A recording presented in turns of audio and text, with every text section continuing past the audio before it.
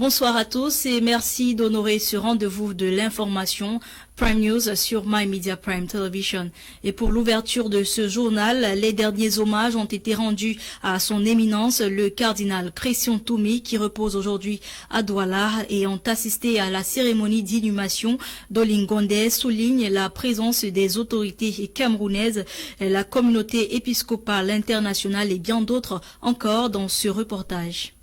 Cameroon's only cardinal since 1988 has been laid to rest at the St. Peter and Paul Cathedral in Akwa, Douala today. The late Cardinal Toumi Christian, who died on April 2nd, 2021, has left unforgettable memories in the minds of many Cameroonians and other nationals. Attending his funeral are top state administrative authorities, the clergy, the international community, politicians, family members, the Christian body, as well as well-wishers.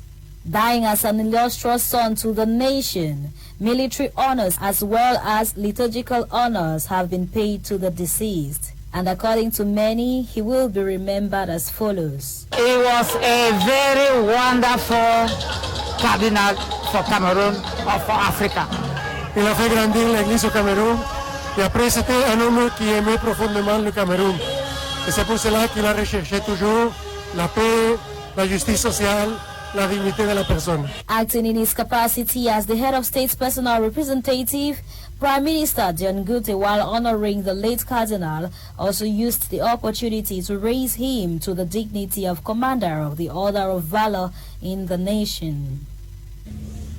Et en vertu des pouvoirs qui nous sont conférés, nous vous faisons commandeur de l'ordre de la valeur attique posthume. With a jam-packed capacity of close to 1 million persons in attendance, the burial has been observed in strict compliance to COVID-19 barrier measures, as well as tight security enforcement to restrain any possible attacks. Talking to some politicians present, this is what they say they would remember the late cardinal for. I'm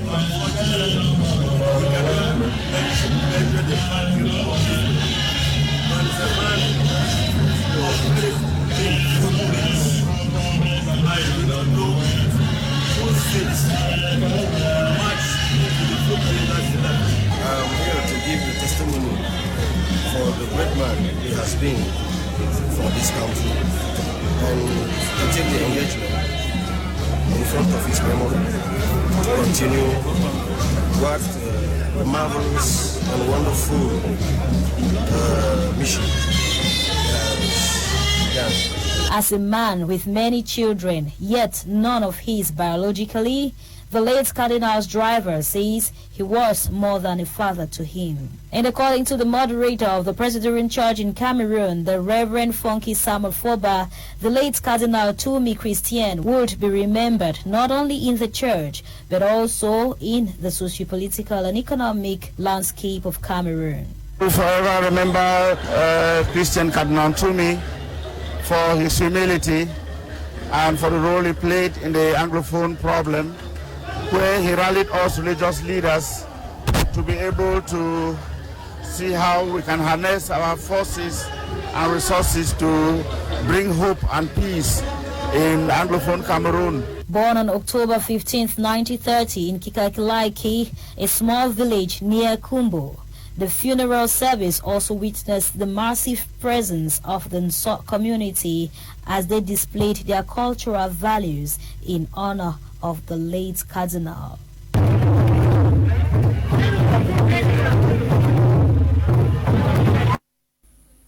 Toujours parlant de l'unique cardinal du Cameroun qui a entamé son dernier voyage vers l'éternité ce 20 avril 2021. La cérémonie d'inhumation a eu lieu, comme je le disais tout à l'heure, au caveau des évêques de Bonadibong à Douala Premier. C'était un événement mémorable pour le Cameroun, comme nous le dit Gladys Bomotongina dans ce reportage. Le cardinal Christian Toumi a été conduit à sa dernière demeure ce 20 avril 2021. La cérémonie d'enterrement a débuté dès 7 heures du matin par l'office des défunts, présidé par l'archevêque Samuel Cléda. Dès 10 heures, on assistait à l'arrivée des autorités administratives du Cameroun, tels que le représentant du chef de l'État, à savoir le Premier ministre chef du gouvernement, chef Dr Joseph Tiongouté, le président du SDF Ninjon Fundi et bien d'autres. Par la suite, on assistait à la décoration à titre posthume du cardinal au rang de commandant des ordres de valeur. La messe d'enterrement proprement dite a débuté aux environs de 11 heures, officiée par le cardinal Philippe Ouedraogo, archevêque de Ouagadougou. Vous ferez cela en mémoire de moi. Après le message eucharistique, on assistait à la distribution de la communion.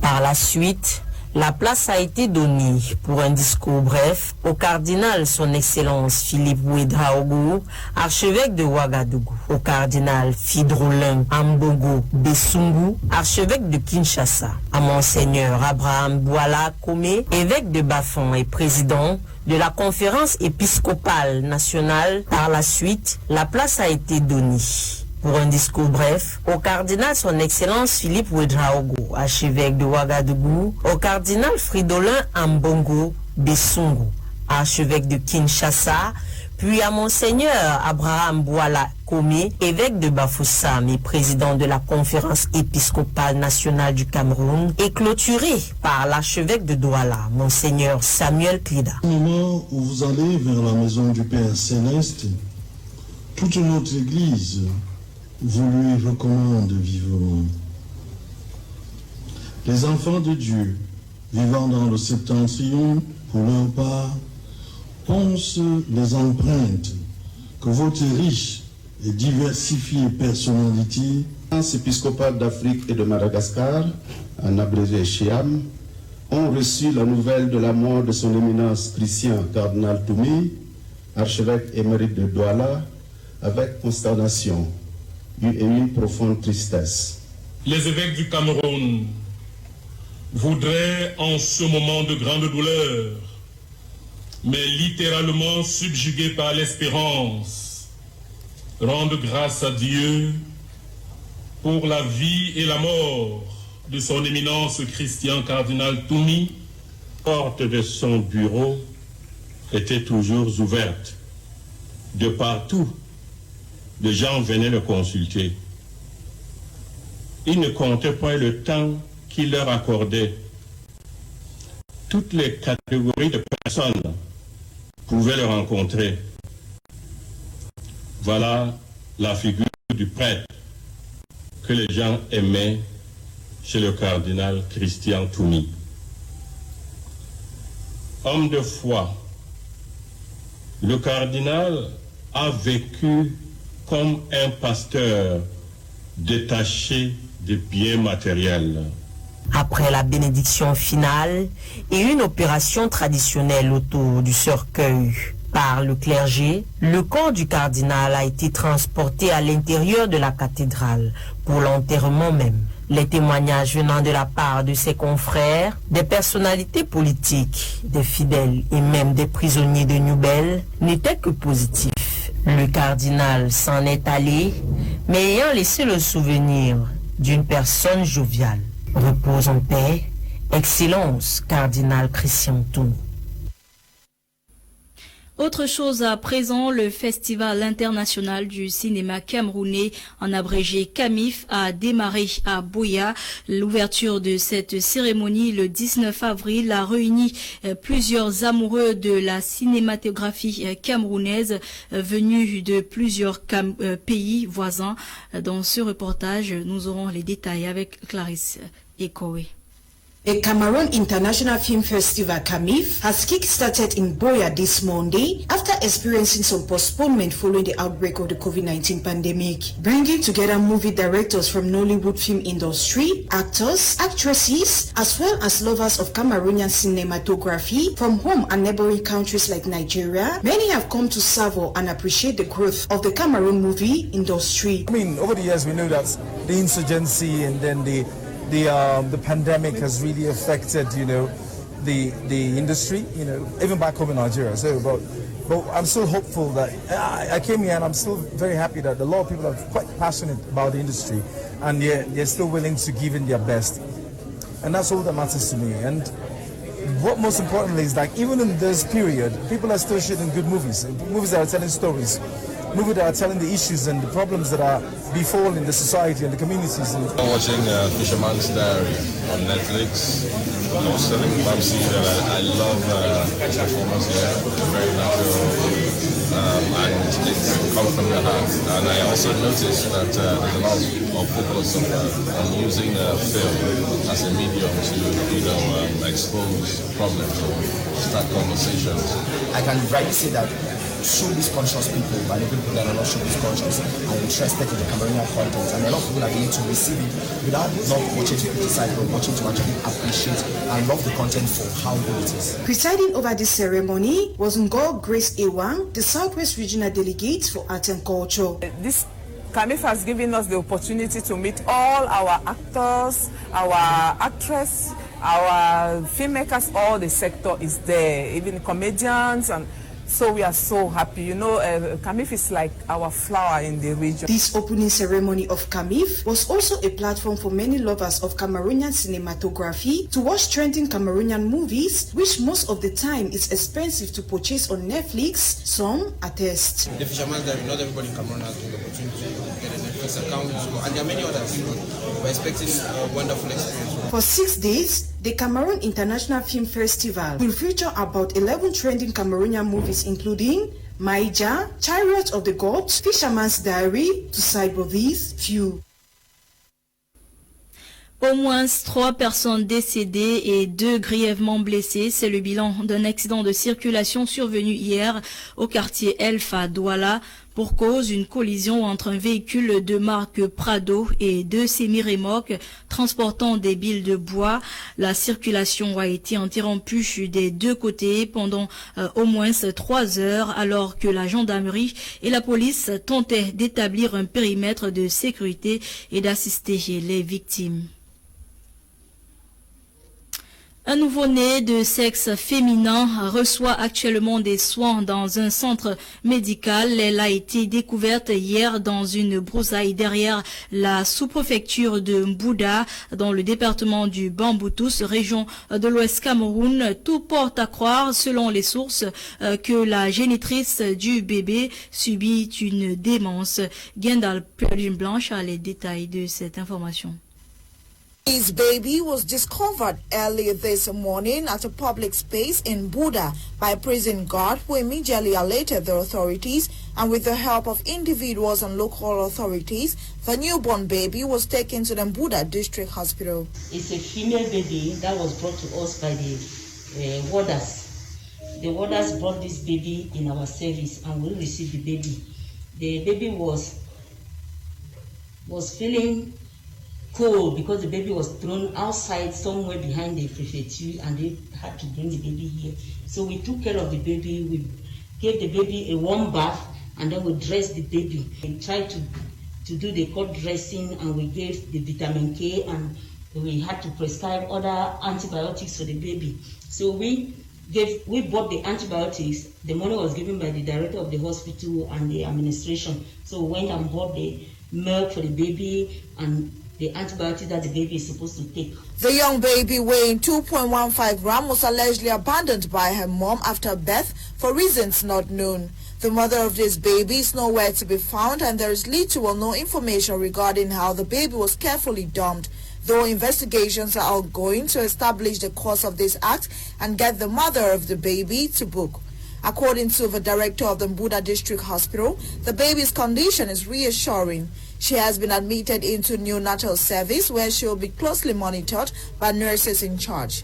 In the meantime, she has been named Angel while waiting for authorities from social affairs to intervene when the baby's health gets stable. Une base de bataillon d'intervention rapide nouvellement construite a été inaugurée à Mbaemboum, une localité de la région du Nord Cameroun. Cette nouvelle base entend résoudre les problèmes sécuritaires de cette région. Plus de précisions dans ce reportage que signe Fonquinta. The population of Maiboum locality in Mayore, the Vision North region of Cameroon, can now heave sighs of relief following the inauguration of a new rapid intervention battalion post. Commune sans sécurité est une commune qui a des difficultés. A community without security is a community that has difficulties making use of its resources. Maiboum was once represented in the international market, which was of added economic advantage to us. Because of this situation, big economic operators left Maiboum as a result of insecurity. Today, with this base coming at a time the population needs it is like a relief. Où les populations attendent, c'est comme un ouf de soulagement. The construction of a new rapid intervention battalion post in Maiboum falls in line with the participatory approach of the government of Cameroon's border defense policy of constructing 8 defense bases along the borders to address security challenges. The participatory approach of the state on Cameroon's border defense policy, which is a process of constructing 8 defense bases along the boundary, much of which has been done, and the one of Maiboum today is of real strategic importance, given that Maiboum it leans on 3 border frontier of Cameroon, Chad, and the Central African Republic. He also made mention of the importance of the border international market that was here. That doesn't really prosper today because of the security situation, and that this base has been constructed to address all these defense challenges. Maiboum locality that shares borders with Chad and Central African Republic, nations hit by armed conflict, received the new B base with open arms as insecurity will be a thing of the past. It's very important that the base is constructed for the population and that the population has to use it for its own security by providing the necessary information for the forces deployed here to be able to defend their interests. Inaugurating the new post, consisting of 4 apartments, a patrol airport amongst other facilities, the General Coordinator of the Rapid Intervention Battalion, Francois Pelin, while calling on the population of Maiboum to collaborate with forces of law and others stationed there, elements of the B were urged to serve the population and not themselves.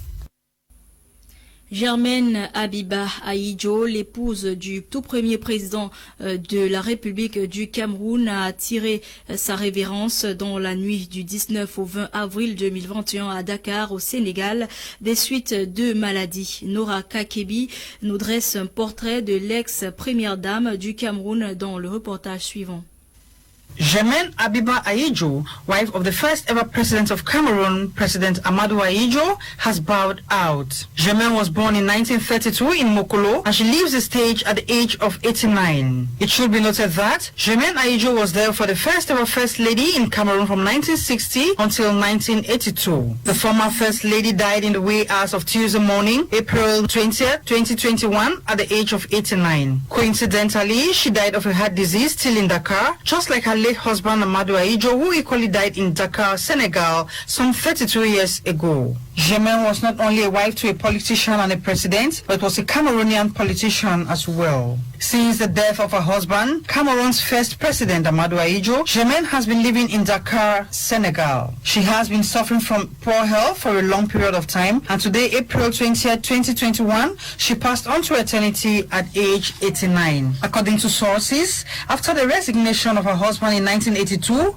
and her death sentence in absentia as a result of her supposed involvement in the failed coup of 1984, they settled in Dakar, Senegal, where she lived until her demise. It should be noted that the former First Lady has been on exile in Dakar for more than 30 years. It is worth recalling that sometime in February this year, news of Germaine's death went viral. However, the news was quickly debunked by her relatives with images of her in a hospital facility in Dakar. The elegant First Lady will probably be buried in Dakar close to her husband.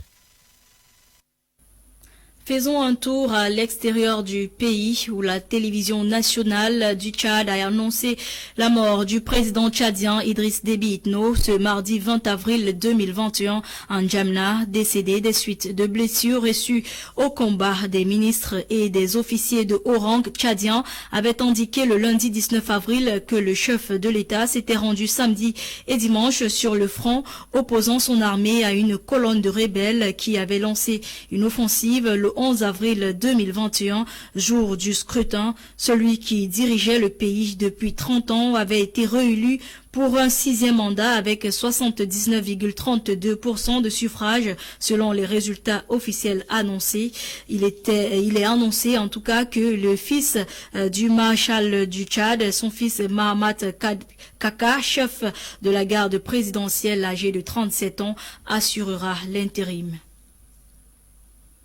Et en sport, 12 clubs ont annoncé la création d'une Super Ligue européenne dans un communiqué publié la nuit du dimanche 18 avril à lundi 19 avril. L'objectif de cette ligue est à découvrir dans ce reportage que signe Quentin Etapé.